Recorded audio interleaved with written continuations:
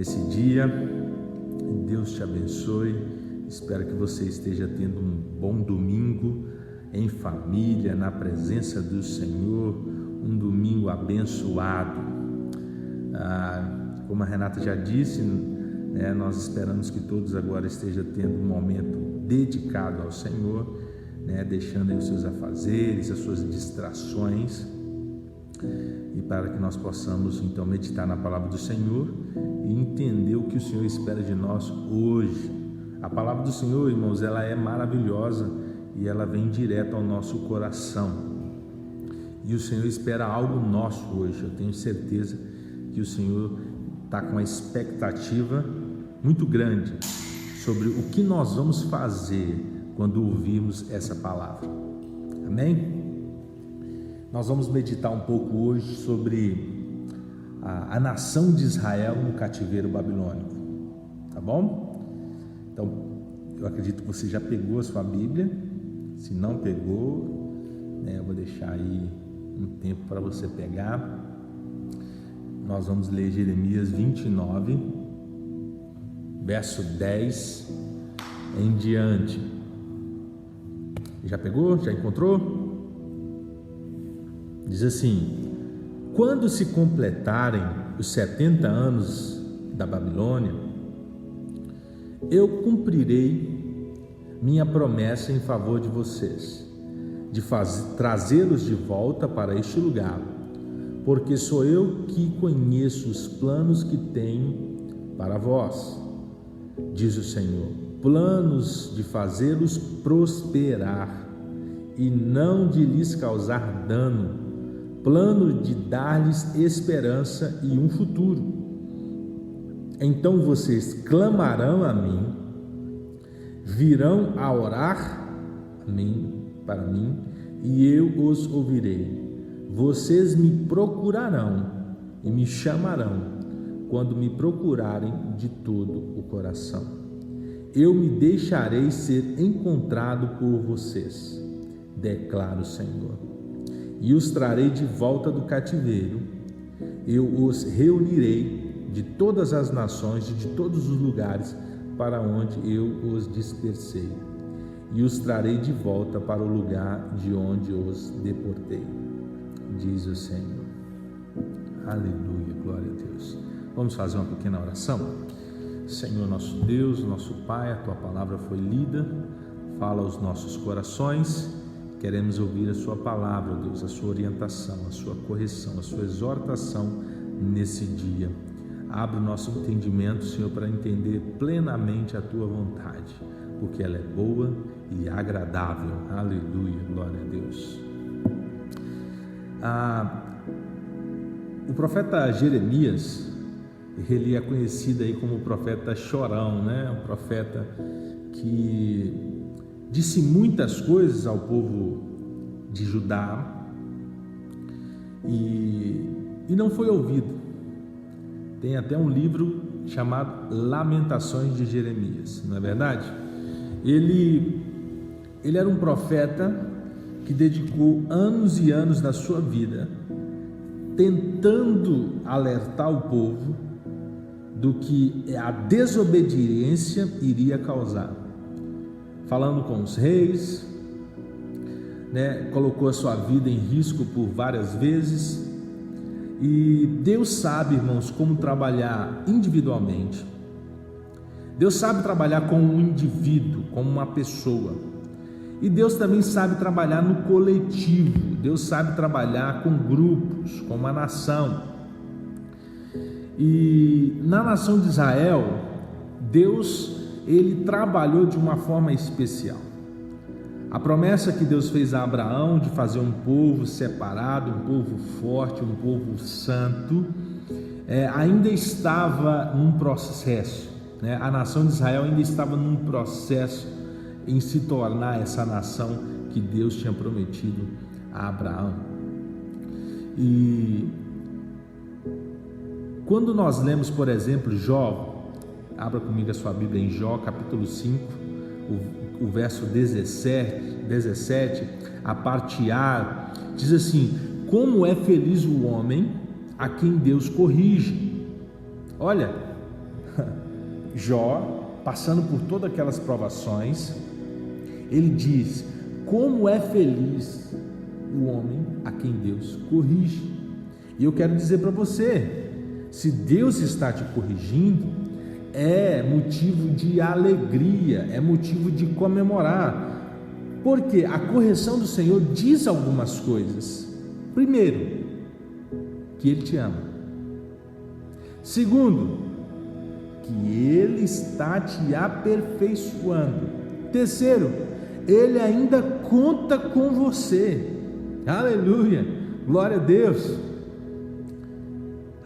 Então, se você está sendo corrigido pelo Senhor, ótimo, ótimo, ótimo. Agora, se Deus parou de te corrigir, aí nós temos um problema. Se você já não ouve mais a correção do Senhor, aí nós temos um problema. Se você tem um coração duro demais, uma mente cauterizada, já não sente o Espírito Santo te incomodando, o Espírito Santo tocando na sua consciência, aí nós temos um problema. E foi isso que aconteceu com a nação de Israel. Ela chegou num momento, em uma situação de tanto afastamento do Senhor, que eles se tornaram um povo repreensível ao extremo. Todos os caminhos deles estavam errados. A idolatria. Olha, irmão, se tem algo que Deus não suporta, é a idolatria. Então, o que eu quero meditar com os irmãos nesse dia é que a desobediência da nação de Israel trouxe sobre eles grande maldição, causou-lhe guerras, causou fome, morte, peste e, por último, o cativeiro. A nação de Israel foi dividida em duas, lembra disso? Depois de Salomão, o reino do norte e o reino do sul. O reino do norte, ele foi o que se perdeu mais rápido, e Deus espalhou eles no meio das nações, que até hoje ninguém sabe onde foi parar. Agora, a nação do sul, Judá, Benjamim e os levitas, Deus se compadeceu deles. Então Deus os leva para a Babilônia e ali começa a tratar, começa a tirar os excessos, começa a trabalhar no orgulho, começa a tirar deles tudo aquilo que eles fizeram de errado naqueles anos todos. Amém? Quando nós observamos o povo de Israel depois do cativeiro babilônico, você vai ver que eles foram curados da idolatria. Olha, quando você estuda a história da nação de Israel, mesmo Deus fazendo milagres, mesmo Deus fazendo sinais em cima no céu, embaixo na terra, com a natureza, eles sempre estiveram divididos.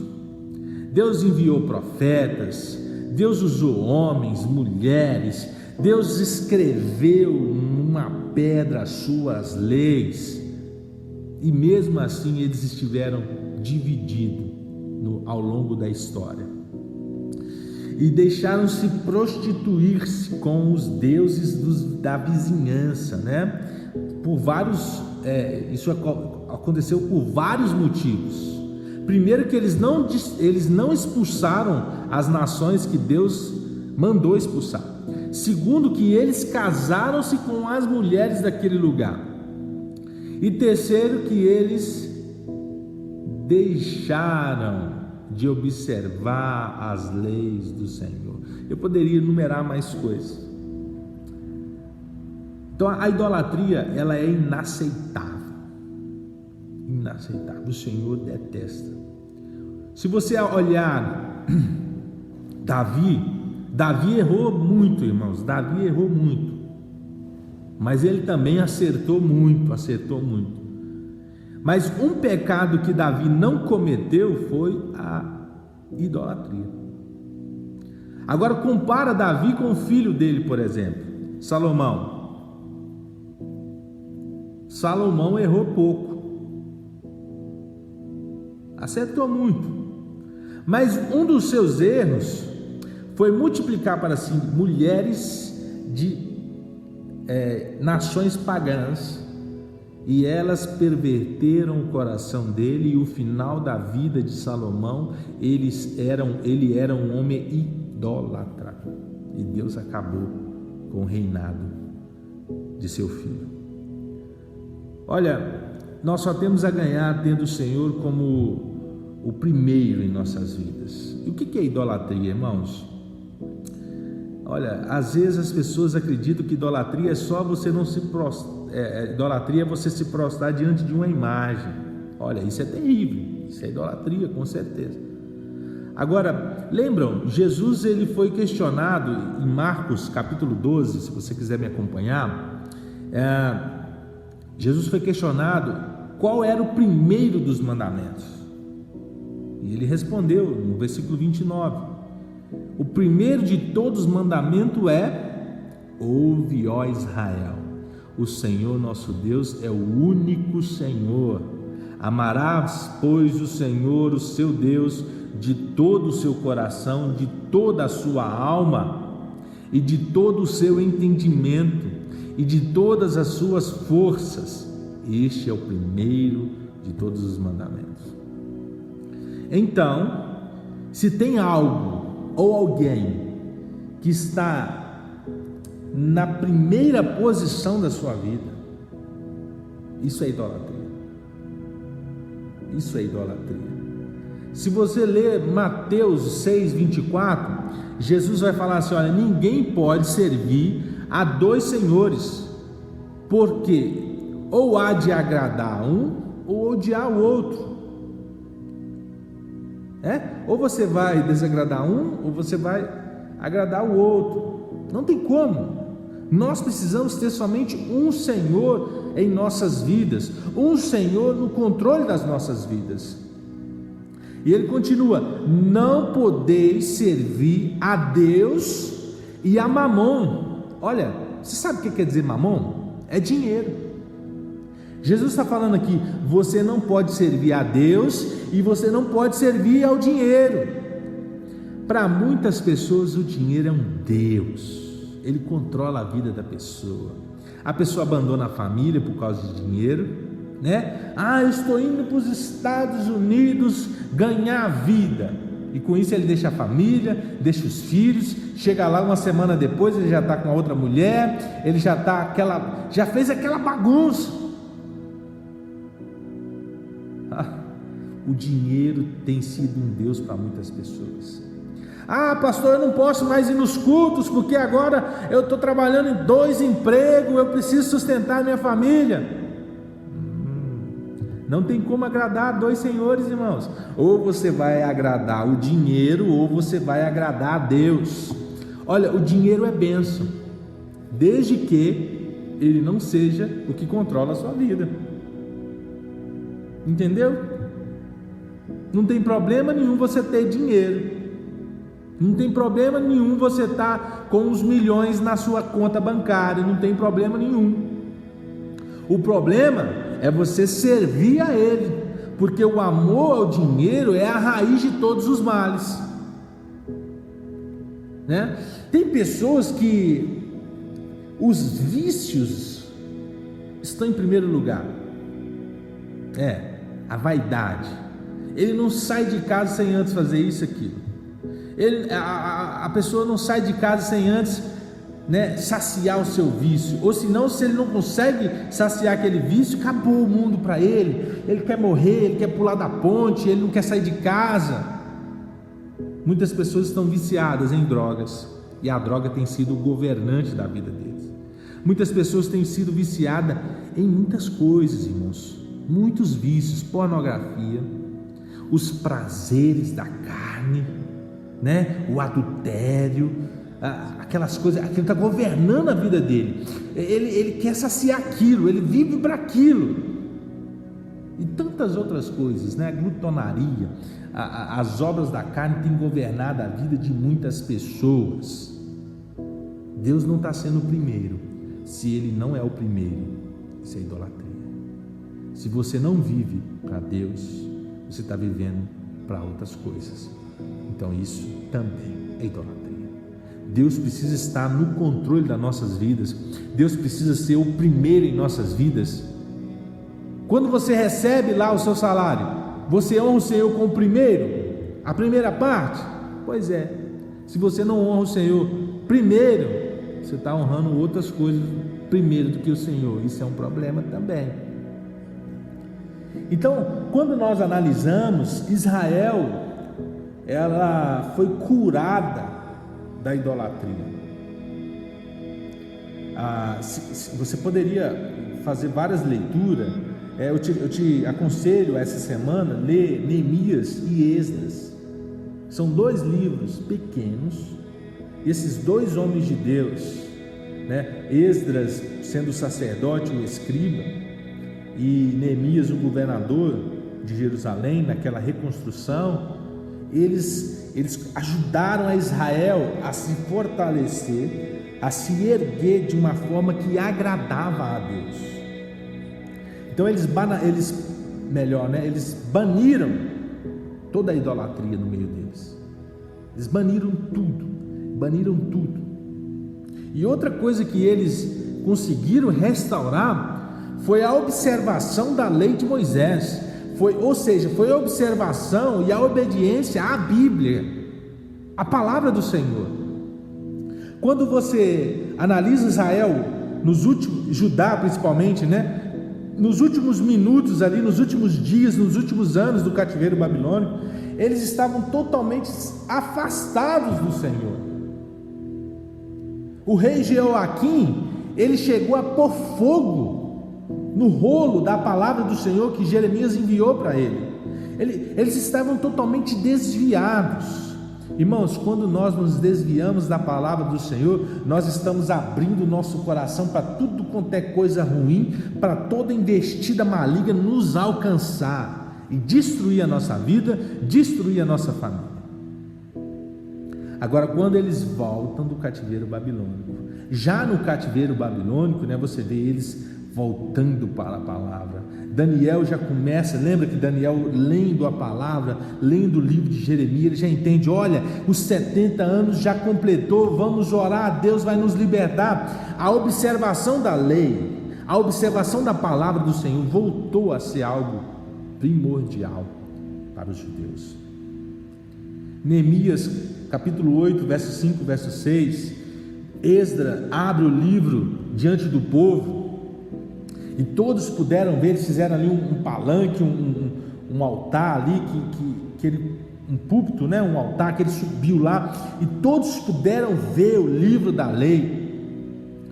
Ele estava num lugar mais alto lá, e quando ele abriu o livro, todo o povo se levantou em reverência, né? E Esdras louvou o Senhor, o grande Deus, e o povo ergueu as suas mãos. Irmãos, erguer as mãos é um sinal de rendição. O povo então se rendeu ao Senhor e respondeu: amém, amém. Ou seja, que assim seja, que assim seja. Eles adoraram o Senhor com os rostos em terra. E a lei era sempre repetida.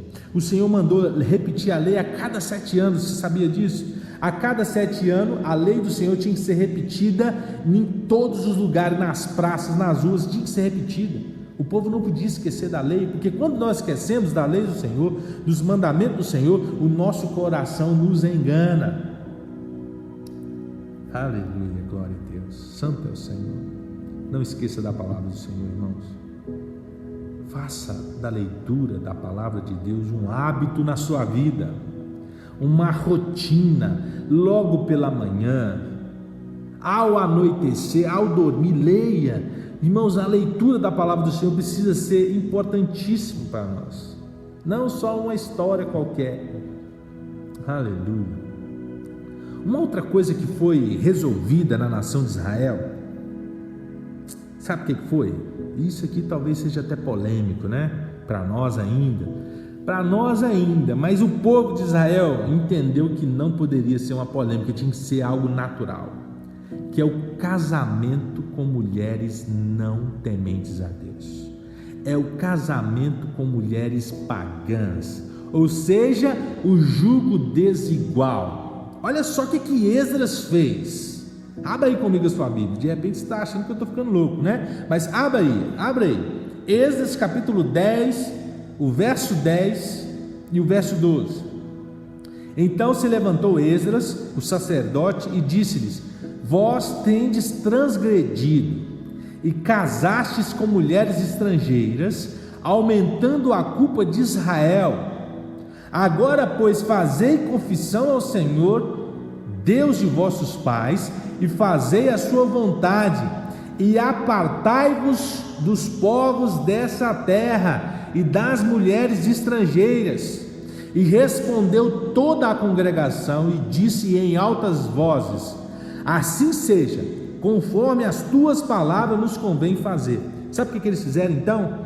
Eles pegaram as suas esposas, as suas mulheres e os filhos dela e mandaram embora. Eles fizeram uma aliança com o Senhor novamente, irmãos. Quando nós temos uma aliança com o Senhor, nós tiramos de nossas vidas tudo aquilo que não agrada ao Senhor, tudo. E aqui chegou ao extremo. Neemias, leia comigo Neemias, capítulo 13, verso 25. Sabe o que Neemias fez? Quando ele viu que os homens tinham casado com mulheres estrangeiras, sabe o que ele fez? Ele invocou maldição sobre eles. Ele diz assim, batia em alguns deles. Neemias pegou alguns, deu um couro neles, arrancou o cabelo deles. Um homem de Deus, cuidado, hein? O pastor pode arrancar o cabelo de alguns também. E ele fez com que jurassem em nome de Deus e disse-lhes: não consintam mais em dar suas filhas em casamento aos filhos deles, nem haja casamento das filhas deles com os filhos de vocês. Irmãos, isso é uma coisa séria. Isso é uma coisa séria. O jugo desigual tem estragado muitas vidas. O jugo desigual tem estragado igrejas. Espera no Senhor. Espera no Senhor. Você está aí sozinho? Alguém disse assim: é melhor só do que mal acompanhado. Espera no Senhor, confia no Senhor, que Ele vai providenciar para você uma mulher de Deus. Uma mulher de Deus. Amém? Só para finalizar esse assunto, né? Se você ler Gênesis 6, a gota d'água, sabe? Essa gota aqui, a gota d'água para a destruição do mundo através do dilúvio, foi quando os filhos de Deus, a geração santa, a geração de Sete, de Adão, se casou com as filhas da geração contaminada, da geração de Caim. Foi a gota d'água. Aí pronto, Deus mandou dilúvio, Deus destruiu tudo. Então, a geração santa, você, homem, mulher, santa do Senhor, não se achegue a pessoas contaminadas por esse mundo. Espera no Senhor, espera, irmãos. Deixa Deus trabalhar com essa vida. Antes de você se entregar emocionalmente, fisicamente a essa pessoa, deixa Deus trabalhar com ela. Então, ora por ela, prega para ela, e não sai abraçando, beijando, se entregando, não. Espera no Senhor, porque Deus pode fazer qualquer coisa, e através da pregação da palavra do Senhor, a fé entra e a salvação do Senhor também. Amém? Glória a Deus. Não fica bravo comigo não, tá, irmãos? Essa é a palavra do Senhor. Outra questão muito interessante, que eu não sei se é de conhecimento de todos, é o surgimento das sinagogas depois do cativeiro babilônico. Olha, eles entenderam que o povo não tinha disciplina o suficiente para adorar o Senhor 3 vezes ao ano. Lembra que eles iam em Jerusalém, lá no templo, na Páscoa, no Pentecoste e na Festa das Cabanas? Eram 3 vezes que eles iam ao templo, adoravam ao Senhor. Eles entenderam que o povo não tinha tanta disciplina assim para adorar o Senhor só 3 vezes ao ano. Então o que eles fazem? Eles então começam a se reunir todos os sábados. Então aí surge a sinagoga. Quer dizer o quê? Assembleia, ajuntamento, povo reunido, congregação. Aleluia. Irmãos, nós precisamos estar congregando. Eu sei que nessa pandemia, nessas coisas que estão acontecendo, está difícil, não é verdade? Mas pelo menos agora nós estamos então congregando virtualmente. Ou seja, então, estão todos agora reunidos para ouvir a palavra do Senhor, para louvar o Senhor. Isso é bom, muito bom. Então, a conclusão que eles tiveram foi essa: nós precisamos adorar o Senhor mais vezes. Nós precisamos ler a palavra do Senhor mais vezes. Hoje eu estou forte, mas como eu estou próximo do meu irmão, então ele vai me ajudar, ele vai me fortalecer. Então melhor é 2 do que 1. Lembra disso? Se um cair, o outro levanta. Se um estiver fraco, o outro ajuda. E Jesus, ele quando esteve nessa terra, ele esteve tanto no templo quanto nas sinagogas, né? Então eram lugares maravilhosos da leitura da palavra do Senhor, de adoração ao Senhor. Aleluia, glória a Deus. Só que tem um detalhe: também começou a cair essa crença limitante que a adoração do Senhor está presa em um lugar só. Como os judeus não podiam mais ir no templo, então eles falaram assim: espera aí, então nós vamos nos reunir agora, vamos orar aqui, vamos ler a palavra aqui. Eles reuniram lá, separaram uma casa, um lugar só para isso. Agora nós estamos vivendo algo semelhante. Como não está dando para chegar nesse templo aqui no santuário, você está adorando o Senhor aí da sua casa.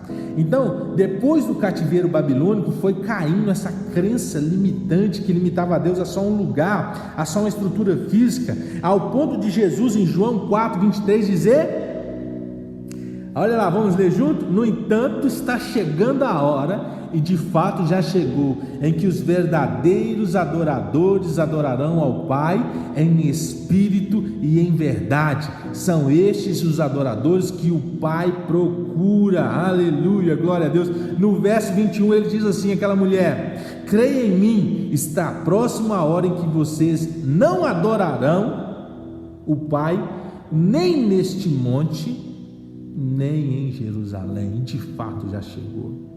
Você está tendo a oportunidade de adorar aí da sua casa. A sua casa hoje é um santuário do Senhor. A sua casa hoje é uma igreja do Senhor. A sua casa hoje está aí adorando, louvando ao Senhor. Isso é maravilhoso. Isso é maravilhoso. Glória a Deus. Aleluia. Eu gostaria de finalizar, irmãos. Vamos ler Provérbios 29, verso 1. Diz assim: quem insiste no erro depois de muita repreensão será destruído, sem aviso e irremediavelmente. Tem algumas traduções que falam assim: sem que haja remédio. Olha, que nós tenhamos um coração ensinável, que nós possamos aprender com tudo isso, com o exemplo da nação de Israel, irmãos. É tempo de nós fazermos um concerto com o Senhor. Nesses dias terríveis que nós estamos vivendo, nesses dias de incerteza que nós estamos vivendo, nós precisamos nos humilhar, porque Deus tem tratado com a humanidade nesses dias. Deus tem tratado com os governantes nesse dia. Deus tem tratado com nações que esqueceram dele nesses dias. Deus tem tratado com os egoístas, Aquelas pessoas que não precisavam de ninguém, eles achavam que não precisavam de ninguém. O que eles estão entendendo agora? Pois é, eu preciso daquele profissional da saúde, eu preciso daquele caixa do supermercado, eu preciso do açougueiro. Ele parou para pensar agora: olha, eu preciso das pessoas. Sem as pessoas eu não tenho nada. Sem as pessoas a minha vida é mais difícil. Deus tem tratado com os gananciosos. Essa aqui vai doer. Deus tem tratado com aquelas pessoas que por causa de dinheiro têm abandonado suas famílias. Deus tem tratado com gananciosos que estão correndo atrás do dinheiro todo dia. E agora, meu irmão, você está dentro de casa, não tem trabalho. Aquela pessoa que investiu tudo na bolsa, perdeu tudo. E Deus também tem tratado com as famílias. Hoje as famílias estão todos reunidos ali dentro de casa e hoje tem a oportunidade de estar mais junto. Aquele pai que não tinha o tempo para os filhos, hoje tem tempo. Aquela mãe que abandonou a criação dos filhos para ganhar dinheiro, hoje está dentro de casa, tem tempo. Então hoje é momento de aumentar os laços afetivos. Olha, e por último, Deus tem tratado com a igreja. Deus tem tratado com a igreja. Olha, nós precisamos voltar à simplicidade que há no Evangelho. Nosso culto, a nossa homilia, muitas vezes ele se torna muito assim, cheio de regras, cheio de coisa, cheio de sabe, aquelas coisas que não tem sentido. E agora nós estamos vendo como é simples louvar ao Senhor, como é simples nós ouvirmos a palavra do Senhor, como é simples nós adorarmos ao Senhor. Vamos voltar à simplicidade. Somos todos iguais, estamos todos no mesmo barco. Todos nós somos dependentes do favor do Senhor. Então, muitas igrejas por aí, muitos movimentos, muitas coisas, e agora nós estamos voltando aos fundamentos. O Senhor te ama, o Senhor te quer bem, e o Senhor está dando uma oportunidade para você se consertar. O profeta chegou para o rei e falou assim certa vez: põe em ordem a sua casa, porque certamente morrerás. Agora a palavra do Senhor é: põe em ordem a sua casa, porque eu tenho um projeto maior para você. Põe em ordem a sua casa, porque eu quero te usar poderosamente nesses últimos dias. Põe em ordem na sua igreja, porque a igreja vai salvar muitas pessoas nesses últimos dias, vai batizar muitas pessoas nesses últimos dias. Eu vou derramar o meu Espírito Santo sobre a igreja nesses últimos dias. É tempo de nós consertarmos as nossas vidas. Aleluia, glória a Deus. Se você está afastado do caminho do Senhor, hoje é dia de você se reconciliar com Ele. Se você já está nessa aliança, hoje é dia de você fortalecer essa aliança. E eu vou orar por você, vou orar por todos os que deixaram aí seus pedidos de oração. Aleluia, glória a Deus. Senhor Jesus, eu apresento a todos que estão ouvindo essa transmissão agora. O Senhor ama essas vidas, Senhor. O Senhor morreu na cruz do Calvário para elas também. E a promessa da salvação do Espírito Santo diz respeito a elas também.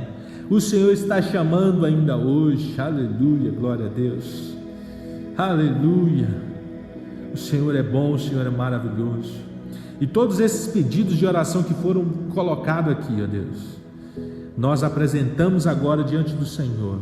Entra com providência, ó Deus, para com todas aquelas pessoas que têm uma aliança com o Senhor, que estão sendo fiéis com o Senhor, e que essa pandemia, que essa calamidade pública seja convertida em bênçãos, em salvação de vidas nesses últimos dias. É o que eu te peço, no teu santo e glorioso nome. Aleluia. Santo é o seu nome. Que Deus te abençoe. Reflita nessas palavras, para que você seja vitorioso em todos os seus caminhos.